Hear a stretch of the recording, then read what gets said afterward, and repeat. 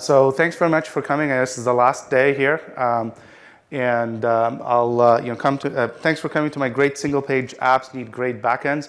Just a quick show of hands. If you want to build a single-page app or you have built one in the past, can you raise your hand? Wow. Okay, that's most of the people in the room. If you have built one already, raise your hand. Okay, that's maybe about half of you. And if you haven't built one, but you want to build one. There's a few of you. Okay, cool. So thanks very much for being here. A little bit about me. I'm a senior field engineer with Pivotal. I'm a longtime Spring user, and I'm totally passionate about technology and entrepreneurship. So prior to recently joining Pivotal, I was involved in a startup where I used Spring and a lot of the Spring projects to build the application we were working on. A little bit about where this talk came from. The most recent production app I worked on was kind of like a single-page app. We had about, I didn't count the views, but I'm pretty sure it's way more than 100. It could be as high as 200, but I didn't want to go count them. So at least 100 views. We had fairly complex client-side stateful interactions. We had about 160 database tables to back it up, about 100,000 lines of Java code, and a lot of JavaScript. So that 20,000 lines of JavaScript is the minimum we've been able to get it down to. We were much higher at one point when we didn't really know what we were doing with JavaScript. So the story about it was just two people that built it over a period of 18 months. We went into production within about 8 weeks with the initial version that we kept working on. And we had a lot of false starts with JavaScript. Who's had those? Raise your hand if you've had a false start. We tried the wrong frameworks, and JavaScript suffers a lot from the framework of the week because it kind of feels a lot like when the initial set of Java web frameworks were coming out. You get new ones all the time. But what became, but the purpose of this talk here is that there were a lot of lessons that I learned and we learned as a team over that period. And what I want to do is share some of those lessons with you.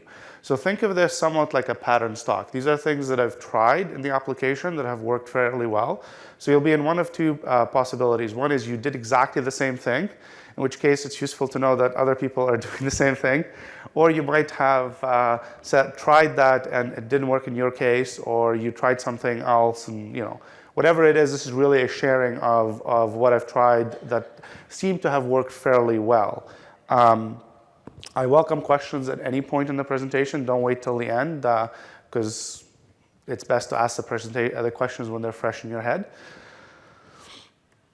All right, so a little bit of a disclaimer. If you came here because you thought I was going to get into the nitty-gritty details of JavaScript, I would like to tell you right now that that's not the plan. This is really focused on the backend side of things. So what happens when you build your Java application with Spring, say Spring Security and Spring Boot in particular?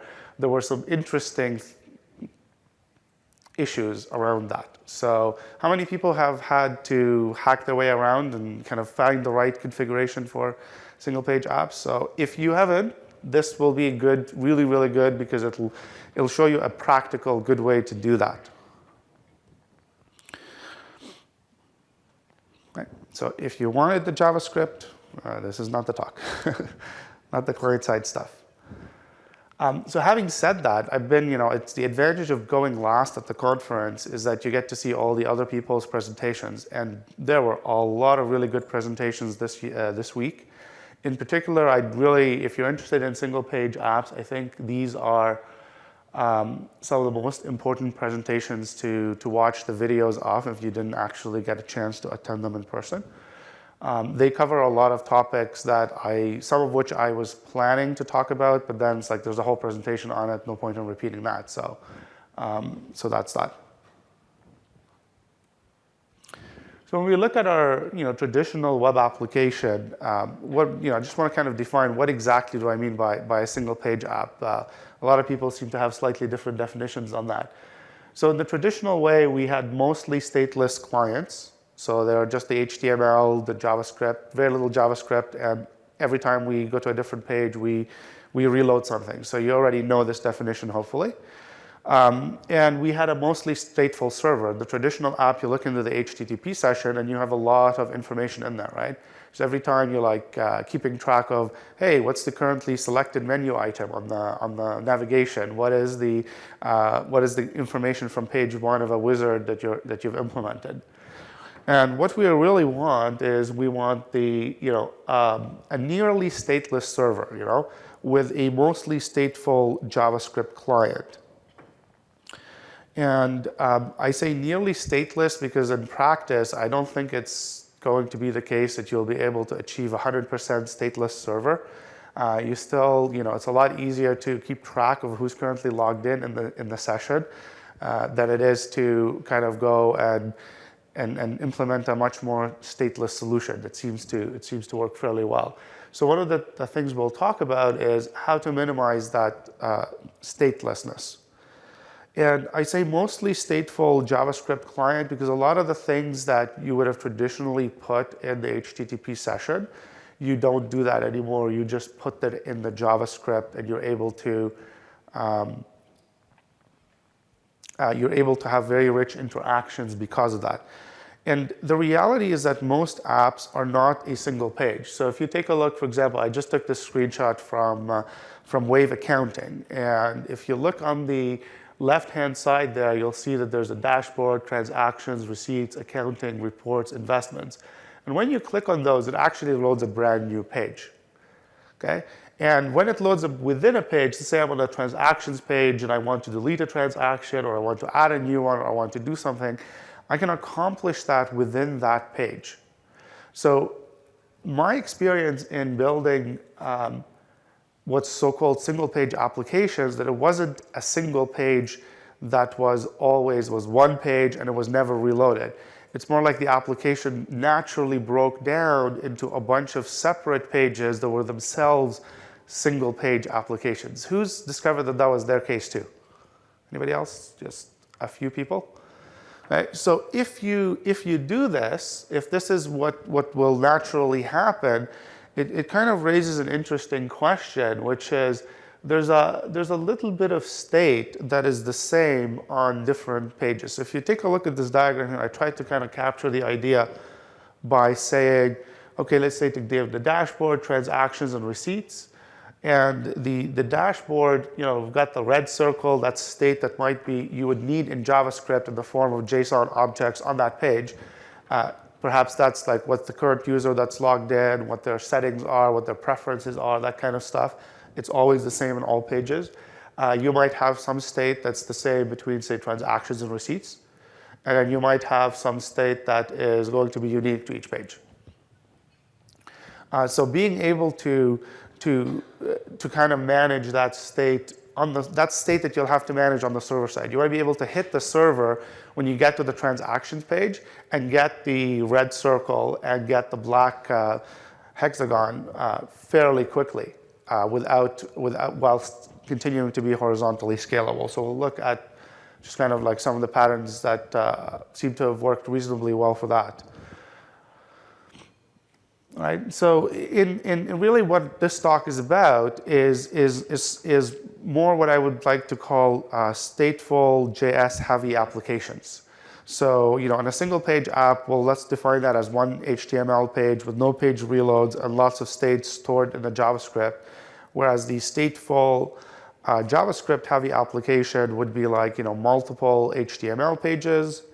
And when we have a particular use case, we kind of tend to do it on the page that we're on, but our application is a little bit larger and it has kind of like different pages that are independent of each other. They have different URLs, they load separately, and there's some state that we need to be able to generate and have across those page requests. So that's the kind of architecture that I am interested in. So what were some of the common problems that we ran into as a team was how to handle errors in a consistent way on the client and the server. How many people ran into that when they're building their single page app?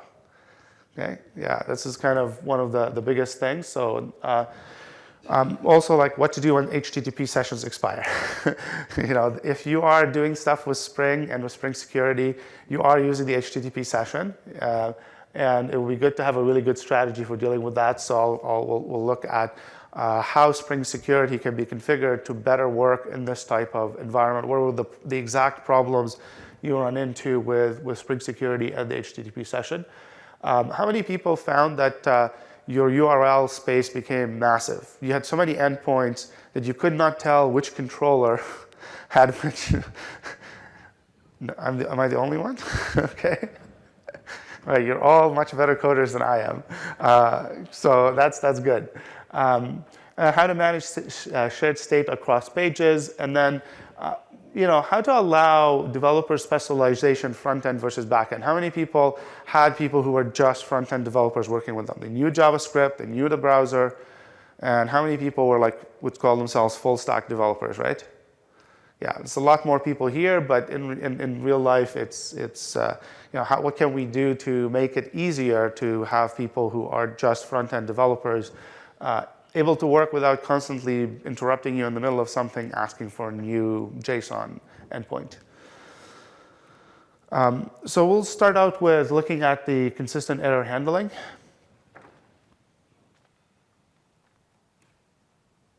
Right, so what's the problem that we're going to run into is when you have hundreds of REST endpoints, is there a way to generalize the error handling so that the JavaScript clients know exactly what they're consuming?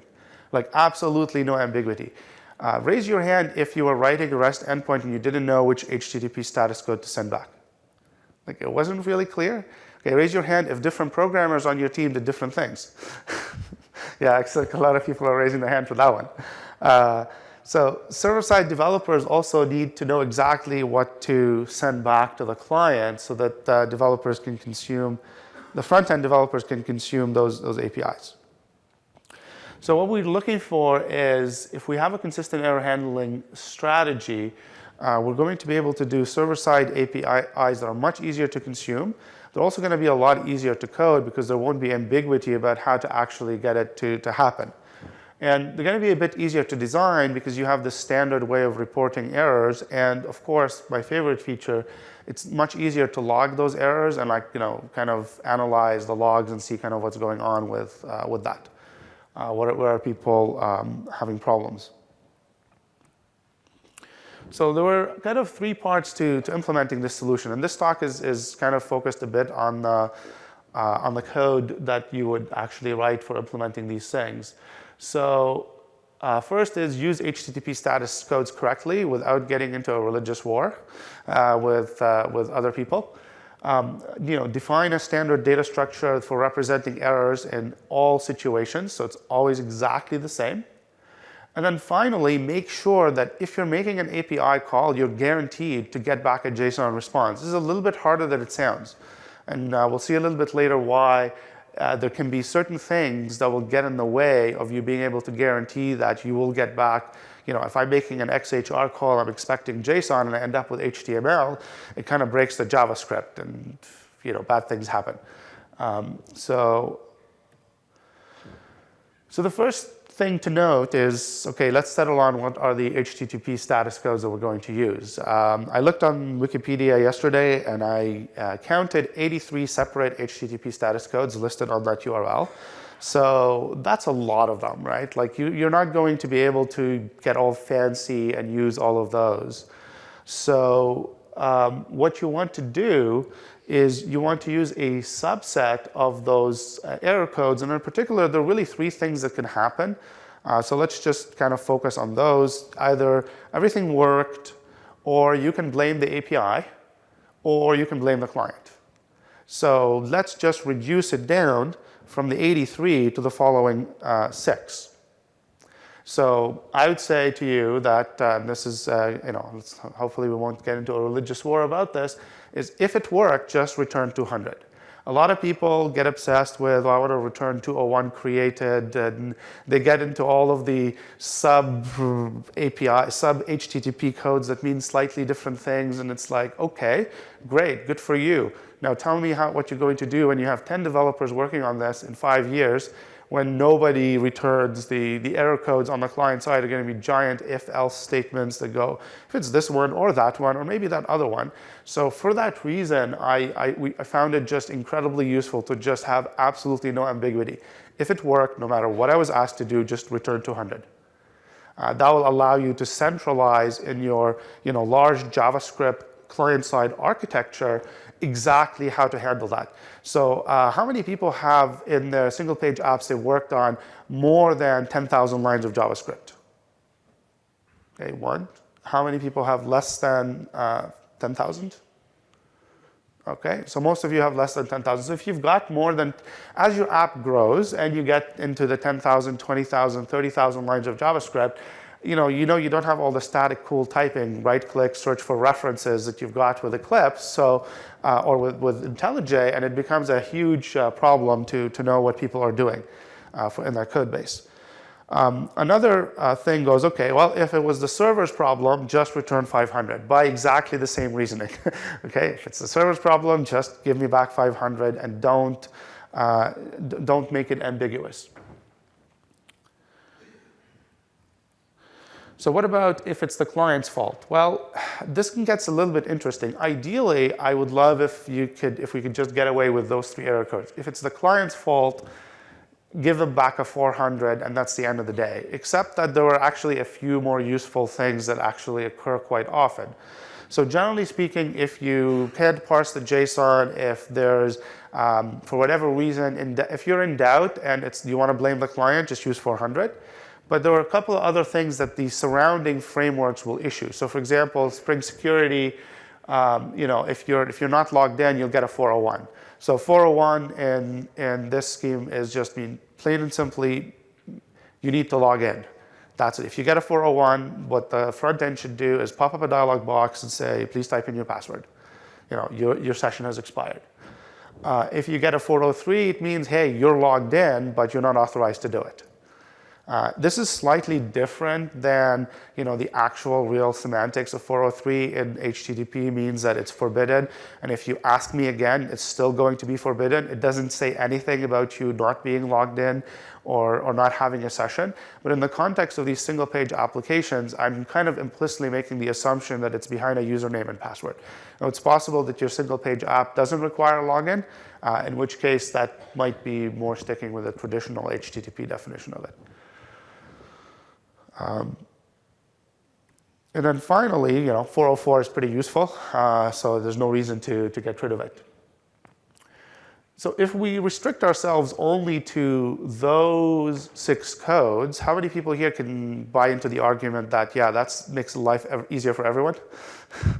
Okay, but then the problem is, how can you be more precise about the nature of the error, right? And how do you do that? And the answer is pretty simple. You say these are the general one that's the general contract, and you can be more specific. And the way you would be more specific is that you would complement that HTTP status code with an API specific code. In particular, I would highly recommend you use a UUID. Okay. Why would I say use a UUID? It's pretty darn easy to find a UUID in a log file, right? You just grep it. It's unique. It's globally unique. And if you have a publicly consumable API and somebody puts that UUID into Google, what are they going to find? They're going to find exactly the page where you describe to them what they did wrong or what causes that error. Okay? So this is, in many ways, what I'm talking about here is you could just say it's general best practices for REST API design, but this is even more important to get this right in the context where the consumer of the APIs are those single-page apps. So what are the 5 parts of a standard error response? So first is, I'm implying here that it will be a JSON data structure that's sent back. So put in the HTTP status code and restrict it to one of the subset that we talked about. 2 is put your UUID with the API specific error code. 3, put in a user message.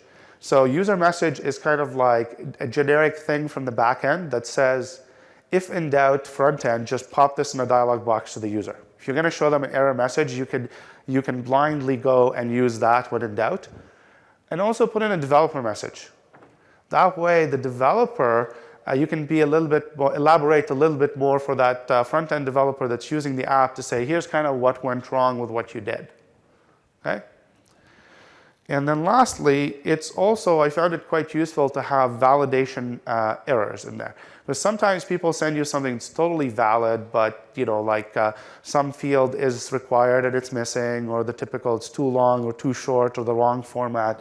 And in Spring, how many people here use the add valid annotation with Spring MVC? A few people, it's wonderful. And like just to give you a concrete example of what it looks like, just take a few seconds and read this. This is an actual error message that is produced by the sample application that I will show you shortly.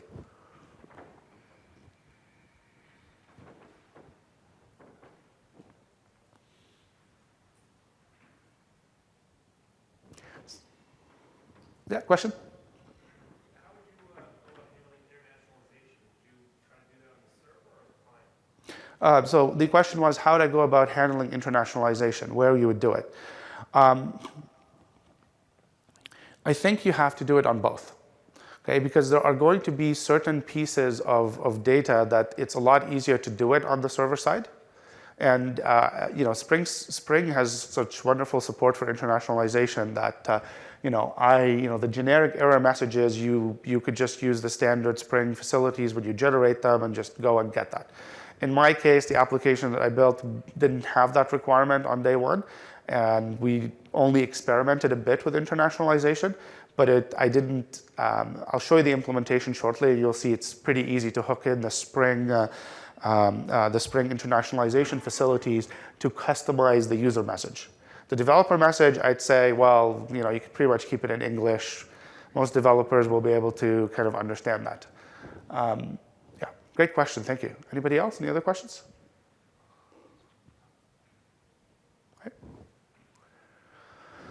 All right, so hopefully you're finding this useful. So let's actually go through a walkthrough of how you would implement this in Spring. Now, my hope is that Spring Security at some point will maybe define a framework for doing this, just like we have the standard error exception hierarchy when we're writing data access code, right? We're using JDBC template or using at repository. You get those. Whether it's hibernate in the backend or JDBC, you get the opportunistic locking exception or a constraint violation exception. You have the standard hierarchy of exception that's part of what Spring brings to the table. So let's go here to the code. Oh, I have to go back to here and escape it.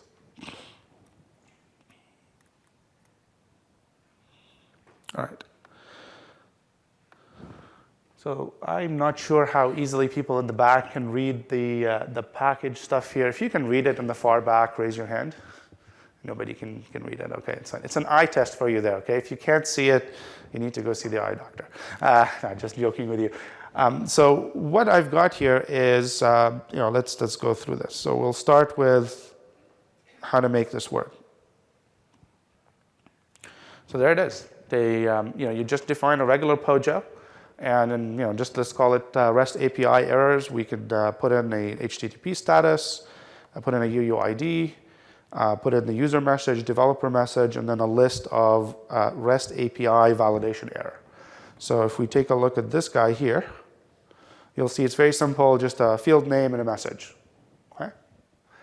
Now you can feel free to customize this in your mind to whatever it is that you do. So this is regular POJO, and we know that Jackson is most likely going to be the thing that's going to take this and convert it into JSON. So it's useful to use a constructor to guarantee that you have to put a status code. I mean, that is the most important thing to put in the response. All the other fields are optional. So just have a constructor, we force it to be final, and we tell Jackson that this is the JSON creator method. So Jackson knows that to use that when it's taking a JSON and turning it into a Java object. Other than that, it's a fluid interface. So you can call, create a new instance, call set user message, and then dot get set developer message, dot whatever. But really, that's not what you want to be doing. You don't really want to be using this object directly. It's like, let's count, how many lines of code would that be? 1 line to do the new, plus 4 lines to populate all the items. We can do better than that. We can make it a little bit easier for the developer to do that. So one of the things we want to be able to do is to just use regular exceptions, right, from within our code. Maybe you're in the services layer, you've been told to do something, you go search the database, you're like, well, this ID doesn't exist in the database, right? What do? You probably want to throw something like a resource not found exception, even though you're in the services layer. So, so there's just this REST API exception, which is a regular runtime exception. And what's interesting about it is, let me show you how you would use it here to get a flavor for it from that point of view first.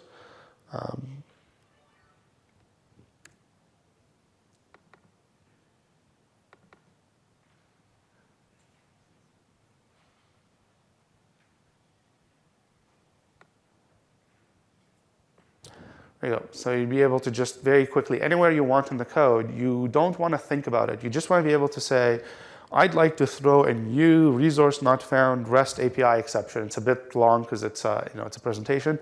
And then say, hey, here's the user message. And you can see here, you could use just a regular Java string .format method. Effectively, it has the same contract, the user message. So that way you can pass in whatever parameters you want. You don't have to concatenate 15 little things. You just do printf style messages. Same thing you can do with the developer message if you want to. And yeah, just throw it and let somebody else deal with it. Okay. Now, how do you get somebody else to deal with it to catch those exceptions? So that takes us to the next part. If you actually look at, first of all, any questions about this so far? About the REST API? All right, cool. All right. So if we look at the controller here, you'll see that this controller here is using the @REST controller, which is Spring 4. If you're using an earlier version of Spring, you can just use @controller. And there's, how do I guarantee that this exception, that's a runtime exception, that's thrown out of the controller is going to get turned into the standard data structure that I always want? Remember we said we have to guarantee that that happens no matter what. Well, the answer is Spring has something called, MVC has something called controller advice. If you've used the controller advice before, can you please just quickly raise your hand? Okay, who's not used? Okay, so I'm assuming everybody else hasn't used it. So let's talk a little bit about how controller advice works. Controller advice is you just create a regular class, you stick @controller advice on it, and that means whenever there's any kind of exception that happens in any of the controllers in Spring, it's going to go to your controller advice method class. And when it does that, you can further refine it. So in this example here, if I take this out like that, it would mean that my application, this advice would now run no matter whether it was a regular HTML controller that was delegating to a JSP page or a Thymeleaf or Groovy templates page and is sending back HTML, or whether it was actually a REST endpoint. So you can customize which controllers this is going to apply to, either by using annotations. You can make your own annotation. So it's fairly practical to say, hey, I'm going to make my app controller annotation and then use that. So only your application controllers do that. Or maybe you might have, just do REST controller for everything, or whatever you happen to want to do it. You can also restrict these by base packages, so you can do that. So this way it's only going to pick up controllers from your application and not somebody else's controllers. You can also do by assignable types. So you could, for example, say, I have, say, a base API controller. All right, let's do that. Okay, let's say if you, yeah, well, you don't have controller advice in the other, but if you, for example, had a code base where it was a Spring 3.0 code base and you didn't have this controller advice, so you had like a base class that everybody was extending from when they were building a controller so that you could get the equivalent of what controller advice does, then I will say here, let's just create this so it doesn't have an error.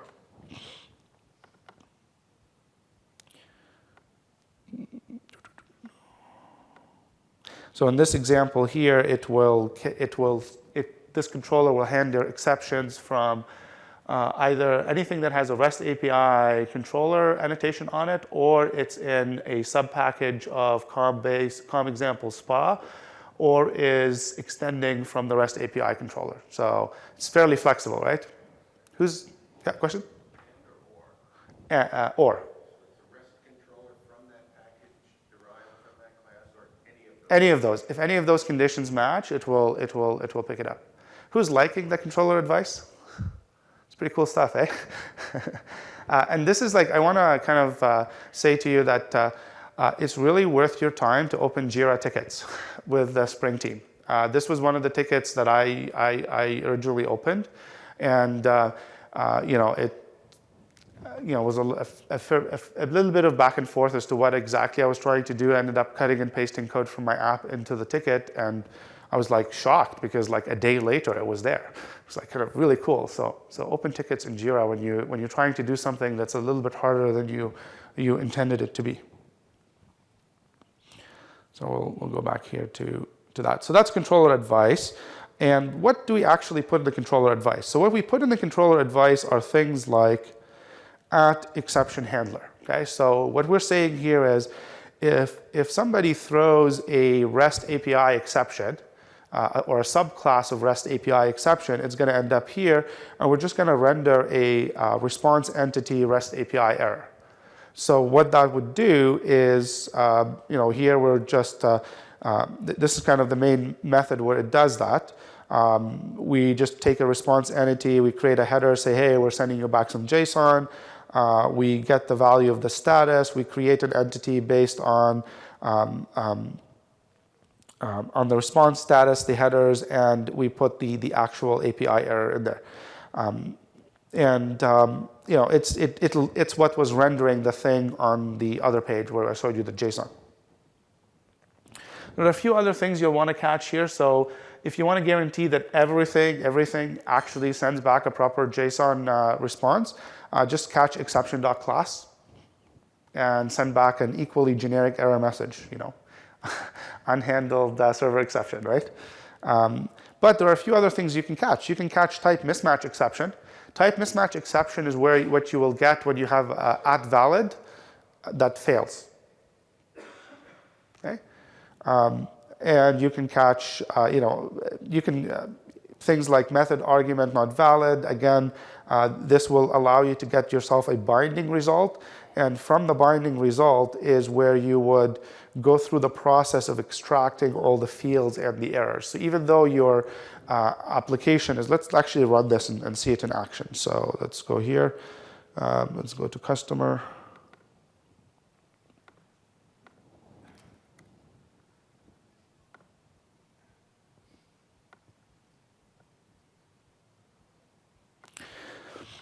So let's just say we have this regular hibernate validator. It says, you know what, be 10 characters long, right? So we have that there.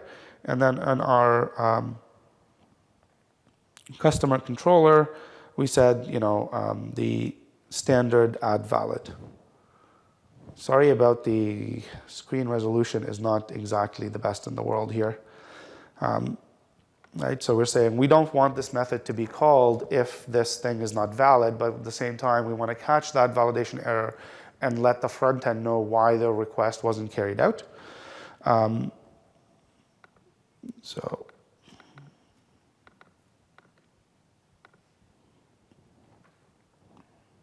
it's just a Spring Boot application here that I will push. Let's go here to localhost.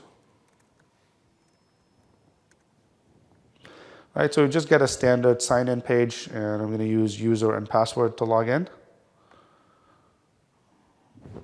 Oh, and it's has to be shrunk down to the size where the screen will fit on the screen.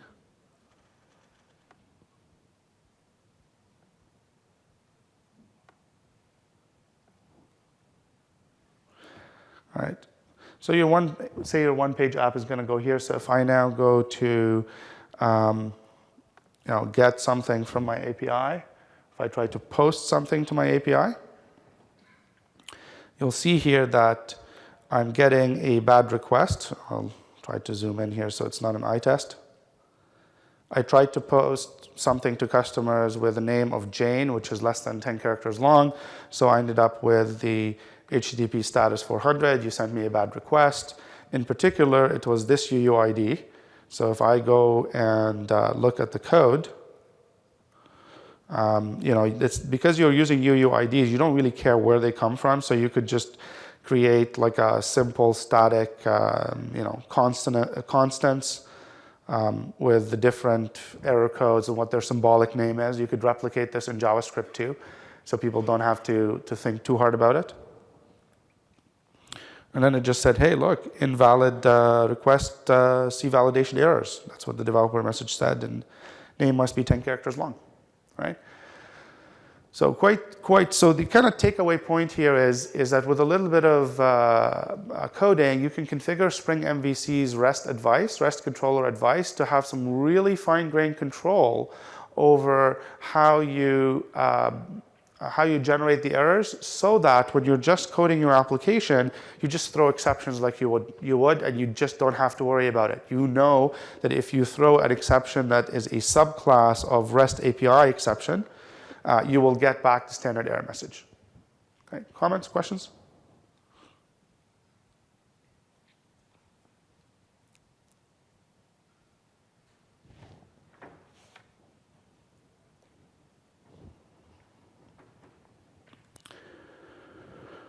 All right. All right, so continuing on here with the PowerPoint. Let's go back to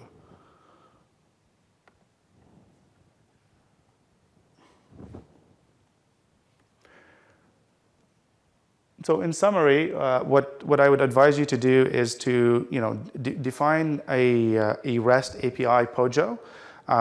Use the Spring @controller advice to centrally catch all exceptions and to centrally convert them. And then you can define runtime exceptions to make the generating standard errors easy on the server side. Because if you don't make it easy, the server-side developers will just always return internal server error. That's what they'll do. Right. Any questions before we move on to dealing with expired sessions and Spring security? Yeah, go ahead. The code will be available on GitHub. I kind of was polishing it fairly late yesterday and forgot to put the link for it. So when the video comes out, here I will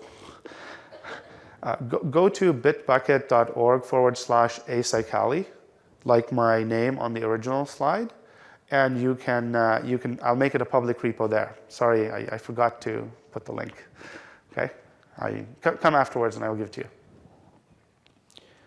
Okay, so how do you handle expired sessions? Any other questions?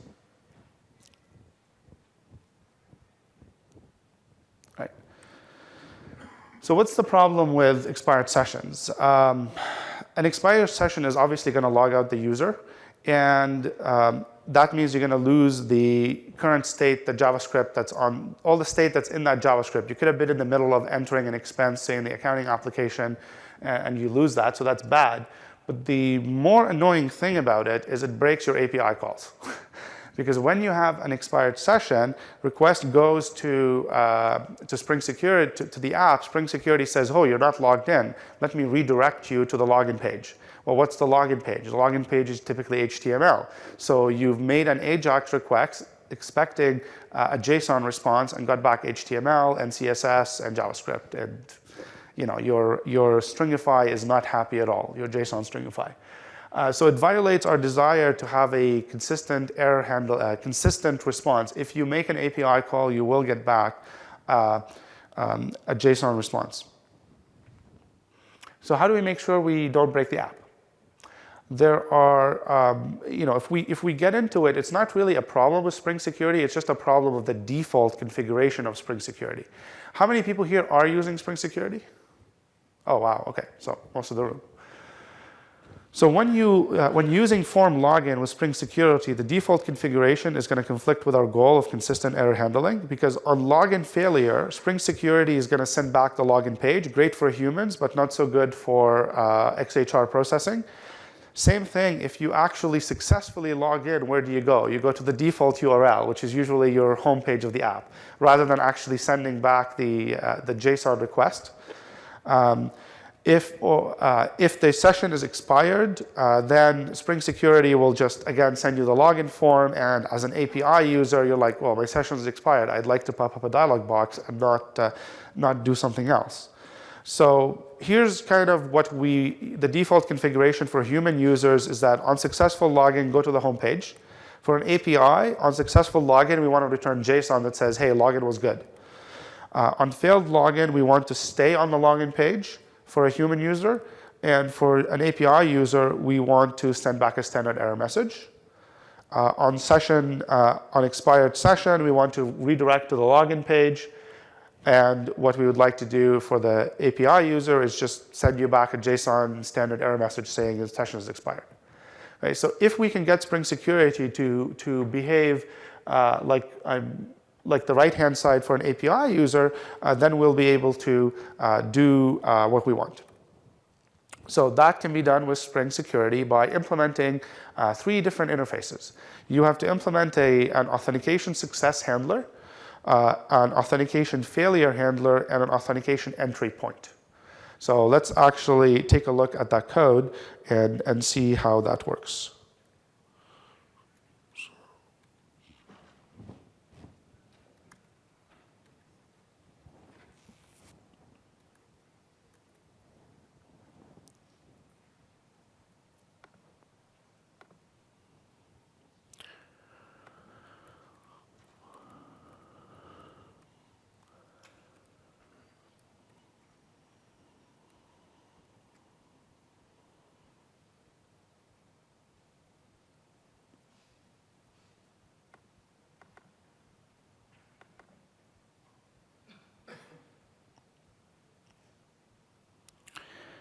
All right, so the default behavior of Spring Security is to redirect you to whatever is the default URL that you've configured, which we don't want to break. So when you do an API login by, say, popping up a dialog box, actually, let me first show you what the behavior that I'm looking for is.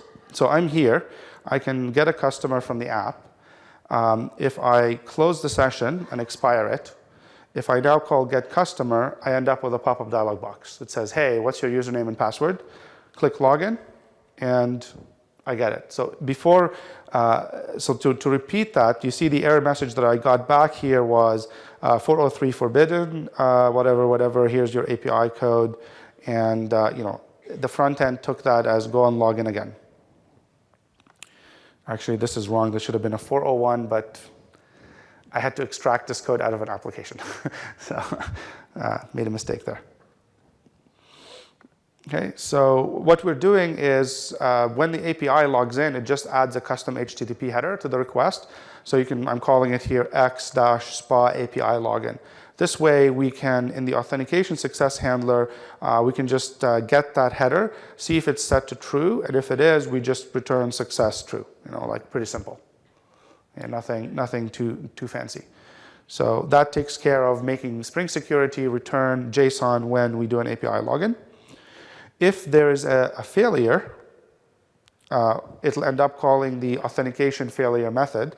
And again, we do the same thing. We check if the request had the SPA API login header, and if it does have that equals to true, then we create a REST API error and we just send it back to the user. Okay? And then finally, if we have, we can take a look at this guy here, the authentication entry point, which basically says, well,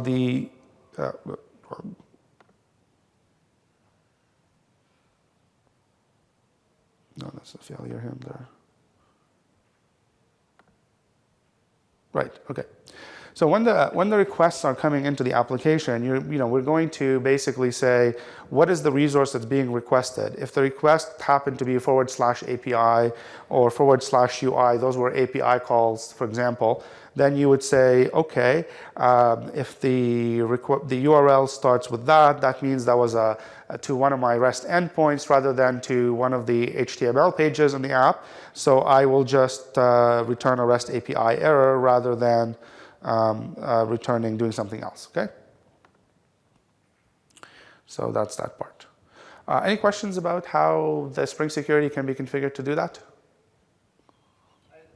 Yeah. General question or comment. Wouldn't it be better to just have a warning that your session is going to expire because you still have state in your client? Isn't that a security concern? You mean when so your question is when I closed out the session and called get customer that I popped up and said, hey, enter in. You know what? All that JSON data is already in the browser. All the user has to do is right click and go inspect element. The fact that I detected that your session was expired and I let you I popped up a dialog box and typed it in, it's still on the same HTTPS. I don't like, you have to make a usability security trade-off. Is somebody that has evilly installed a JavaScript that's catching on key event on your pop-up dialog box and recording your password? Possibly, yes. That would be bad. But they could do the same thing against your regular login form. It's like, if you wanted this behavior, I'm just showing you how to do it. You may want to check with your security department to see if they have other opinions about that. So, okay, great. Anybody else?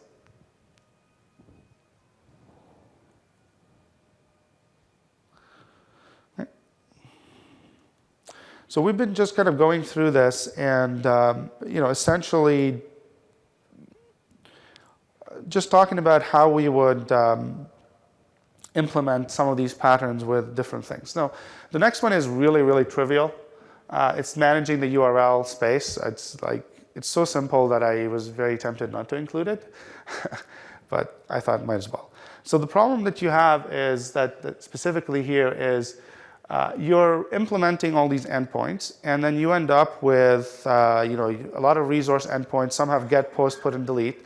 So if you have 100 different resources, let's say you have 150 tables in your app, roughly 100 or so different resources that you're exposing over a REST endpoint of some kind, you'll end up with like 400 at-request mapping methods. How many have hundreds of at-request mappings in their single-page app? Just 1, 2 people. It depends where are the services that single-page app is hitting. But anyway, if you have that, it'd be really nice if there was a way in Eclipse to quickly find where all these things were and to kind of centralize it. So the solution for it is absolutely trivial. It's just included here for the sake of completeness.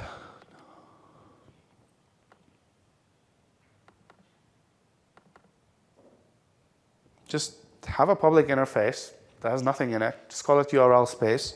Then if I want to find out in a large application with 50 modules or whatever where all the endpoints are defined, hit F4. Eclipse will tell you the type hierarchy. Then you can say, well, let me go and look at my API URLs. So for example, here they are.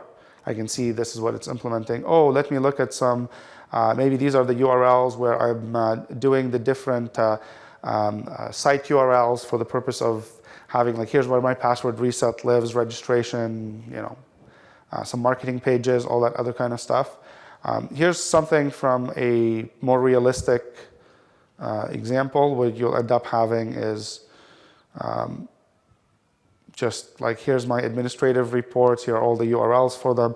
So you get this one place in your code base that you can easily find all those classes no matter which modules they're in by using F4 to get the type hierarchy on the URL namespace. And then you can then have one place to edit. So programmers know what endpoints are taken, what aren't, without having to have somebody working full-time, keeping documentation up to date. It's a little bit of abuse of interfaces for this purpose, yeah? You can extract the request mappings Absolutely. I could go, yeah, absolutely right. The comment is, why don't I just, you could go to like /info.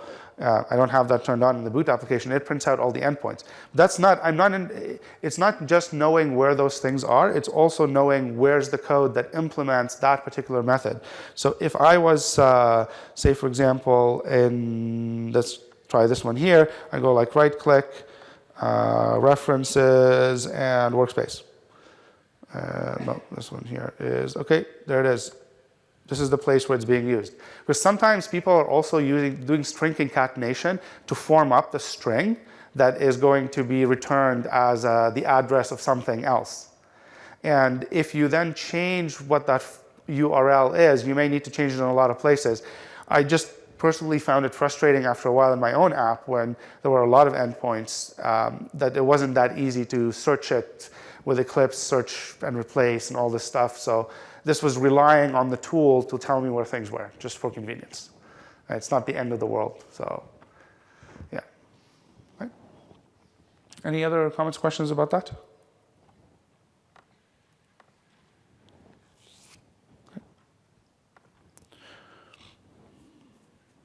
Okay, so that was pretty easy. So for the next one is the managing of shared state. So we talked about how on the application, just to kind of refresh your mind about that, we have like essentially multiple single page apps where there's some information that's the same that you want to get on there fairly quickly. And you want to make switching between them very, very smooth. And the way you make it very, very smooth is by those pages are very small. So it's a little bit of HTML, a little bit of JavaScript. So assume that your HTML is cached. Assume that your CSS JavaScript is cached, so no matter how much JavaScript you have, it's already in the browser. The only thing that's going to be different is the initial state that you're going to plop onto that page on the server side, where you calculate the state of things. So what we were looking for is something that's simple, fast, and quite horizontally scalable. So what that means is we don't want to use the HTTP session. Okay? If we put a lot of stuff in the HTTP session, you're going to run into, oh, let's have a lot of fun replicating the HTTP session, right? So what I prefer to, what worked out super well is to just let Spring Security put the current user ID in the Spring session, in the HTTP session. Then even if you turn on session replication, that's still super fast because it's just like an integer ID and a string. And it's stable, it doesn't change with every request. So whenever you have like some sort of Delta replication manager, it has really nothing to do for the most part. And then use immutable objects to represent your server-side state. So these guys right here like tend to be represented by server-side immutable objects for the most part, and then stick those into caches. Okay, so this is where Spring can really help you out. You can use the @cacheable annotation. Anybody here using that right now? @cacheable. Okay, you can use that. However, personally, what I've discovered is that Google Guava's loading cache is one of the best inventions out there. Anybody who's heard of the Google Guava loading cache? Just who's never heard of it before? I will show you that. Google Guava loading cache is very fast, very, very fast, and it's very, very simple. So Google Guava, let's just take a look at that, how that would work. Okay, this one here isn't really runnable code. It's more like here's the structure of the code. So let's do that.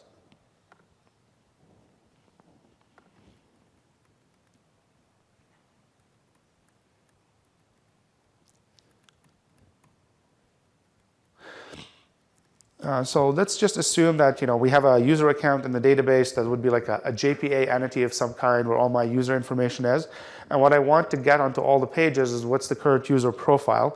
So I might create an immutable object, which is a final class with all immutable bits to it, with whatever I needed in there. Maybe the user ID, their emails. I've taken out a lot of code from this, but this is where you would put like what permissions the user has, all sorts of settings that are going to be the same from page to page. So assuming you have this immutable object and a way to make it, you could then just use regular plain old Google Guava. So for example, you'd say, I've got a loading cache. Google Guava, for those who don't know, is a project where Google has like all the hundreds of millions of lines of Java code. This is the set of classes that they wish were in the JDK that aren't. So it has numerous data structures like immutable lists, immutable maps. It's absolutely wonderful. If you don't have it on your class path, it's really, really worth your time to look into it. So you're basically creating a cache builder. You can do all sorts of settings on the cache, like maximum size, concurrency level that you want to support. You could specify expiring after, like how to expire it, how to do all this stuff. So you're not actually writing your own cache implementation. This is like tested and used by Google, and it is implemented and inspired by the concurrent hash map. Okay, so people usually use concurrent hash map because that doesn't do the blocking. It uses more like memory read and write barriers to be really fast. So this is equally as fast as that stuff. And my favorite feature about it is it doesn't suffer from the thundering herd problem. Okay, has anybody ever experienced the thundering herd? So what that refers to is your application is down, you restart your server, and everybody hits the application at the same time. Your caches have nothing in them. So what happens is all of the methods that go check if something in the cache, and it's not, then go to the database and get it, but everybody tries to get the same thing from the database at the same time. Your database dies. Okay, that's the thundering herd. And Google Guava Cache, the loading cache, makes sure that only one thread at a time will enter in there. So if two people are trying to load the same user ID, one will block, one will get in. The one that will get in will get it, put it in the cache, and the other guy will get it. So all that great concurrency code, I don't have to worry about that. Google Guava did that. So very, very simple, but very effective solution. And then you just use that to look it up. Then what you can do is use the Spring context events, so the application listeners that you can fire on the event in order to invalidate those caches. So for example, I might have like a logout event here that I catch, and then I can remove that user when the thing logs out, when the user logs out. Spring Security will tell me when the session expires, when something logs out, and I can remove them from the caches. Now, since these caches go to the database to get their state, I don't really care about the virtual machine that's running. If it crashes, who cares? The state is already in the client. The worst that will happen is the single page app makes a request, gets told that the session doesn't exist, pops up a dialog box, user logs in, the user doesn't even know that now they're on a different member of the cluster or anything like that. And you just have to manage this stuff. So if you have things that you really do need to share, then you could use Redis or some sort of key value or Gemfire or something like that to make that happen. So that was the approach I used. Any questions about that? Okay.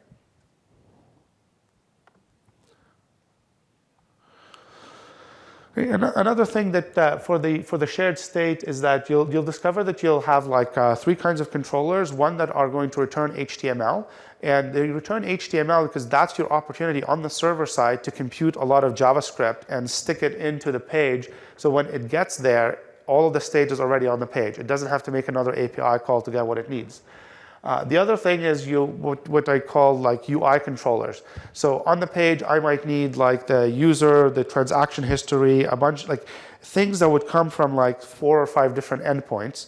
And what I'd like to be able to do is get them in one HTTP request instead of multiple HTTP requests. So when I click on a button to add a transaction, I might actually interact with the transaction endpoint. But when I'm originally loading the page, I need information from a lot of different endpoints, and I don't want to make 20 HTTP requests because that would slow down the app. So that's basically what it is. It's too simple to even kind of show you any code on that. Yeah, I already did this, so I don't need to do this one again. Any questions about that?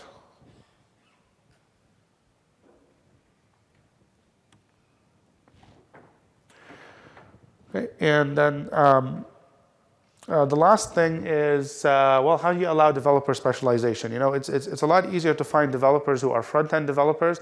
And typically what I find is the people who specialize in front-end development can make things look really, really pretty. And that makes me very, very happy. And the people who can do both, frequently the people who can do back-end and front-end development, they sometimes can't make things look as nice or as pretty. So generally speaking, it's just a lot easier to hire people who are specialists than it is to hire people who can be specialists in everything, right? So how do we make it possible to organize the code base in such a way that the front-end developers can work independently of the back-end developers, right? On the same code base, on the same branch, at the same time. And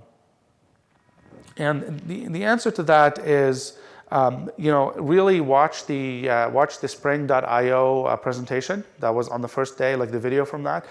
Brian goes through and shows how the Spring.io project is organized, where there's a separate client-side project which uses all of the standard JavaScript tools like NPM and Gulp and all of the things that JavaScript developers would be familiar with. They could work straight in that project and not bother you in your Java code base. And then, so there's two references there to those two presentations from this conference. And then lastly, you can use use an echo mock service. How many people here have used mock objects? Okay, great. So a lot of you know what that is. So imagine that you had an endpoint that behaved like a mock object. A front-end developer can just send it and program it and say, hey, look, when I send you this URL, send me back this JSON. So let me show you a demo of that, and you'll see what I mean.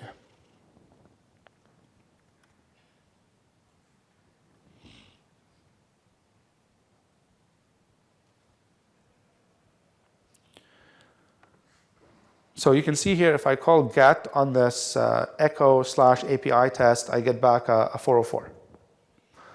But what I can do is I can do a write operation, and I post to echo add and say, hey, echo add, if I call you on echo API test with an HTTP get, I want you to give back a response code of 200.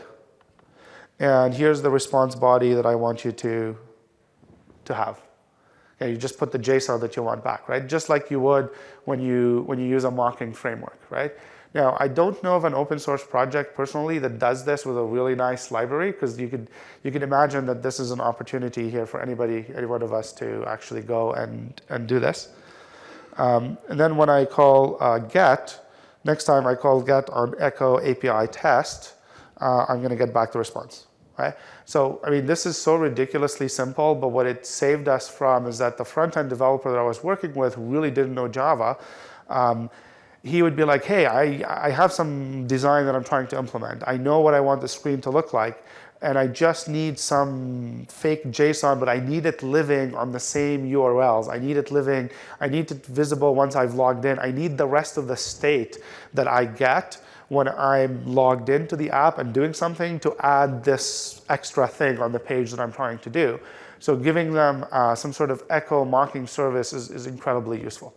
Does anybody here know of a framework that does this, that's much more sophisticated than what I just showed? Nobody? Yeah. Huh? Wirebuck?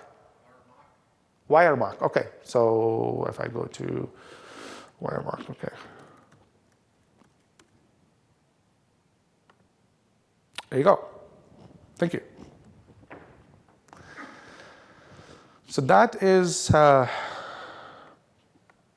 pretty much kind of everything I have for you. Kind of to summarize it in the key takeaway points from today are that if anything, just make sure you have a standard error handling methodology for your single page app. And I showed you how to implement that with Spring Security and with the controller advice. So hopefully today was useful for you. So if you got any questions, then I'm happy to answer them. Yeah? Are you, I guess you're primarily back-end developer? Yeah, I'm a primarily back-end developer. I have a pretty good understanding of JavaScript design and software architecture. And I've personally investigated all of the major JavaScript libraries for the front end. I understand their architecture, and I can tell you that there's just as much skill needed to organize the JavaScript on the front end as there is on the Java on the back end. But if we started talking about that, it would not be Spring specific, and it would take far longer than the time we have. Do you have where you arrived at as a brief summary of JavaScript? Yeah, so brief summary of JavaScript is our application was built with Backbone RequireJS, Twitter Bootstrap, and a lot of individual plugins. If you are building something today and it's a CRUD application, there's really just AngularJS. AngularJS is the closest in its mentality to Spring. So it's got testing, it's got dependency injection, it's got just a very large community. And the experience I had with it once I learned about it, was kind of the same exact kind of feeling and experience when I discovered Spring. It's like, wow, this is making, like, it's the Spring of JavaScript frameworks. That's how I like to describe Angular to Spring people. However, JavaScript is ever evolving, and everybody will tell you that, hey, here's this framework versus that one. Did you catch there was one of the presentations, let me just go back here. If you're curious about that, this is a really good one to watch.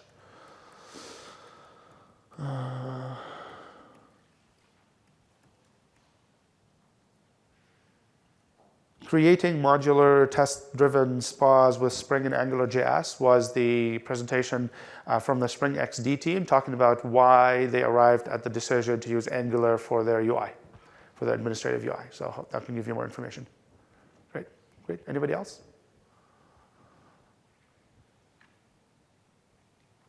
I have a question.